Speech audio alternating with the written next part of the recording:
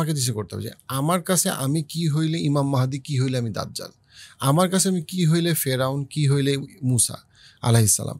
আমার কাছে ঠিক করতে হবে। আমার চিন্তা করা যায় আমি শুধুমাত্র আমার লাইফের অতটুকুই মেক সেন্স করে যতটুকু আমি নিয়ন্ত্রণ করতেছি actively in doing something that minute কাজ করতে পারি, আমরা টানা হচ্ছে 50 মিনিট কাজ করতে পারি, আবার 90 মিনিট কাজ করতে পারি। সো আমার মতে এই তিনটা আমরা যদি বাদ দিয়ে টানা 25 মিনিট অথবা 50 মিনিট অথবা 1.5 ঘন্টা আমরা কাজ করতে পারি, তারপরে আমরা ব্রেক নিলাম, তারপরে আবার কাজ করলাম, তারপরে আবার ব্রেক নিলাম, আবার কাজ করলাম, আবার ব্রেক নিলাম।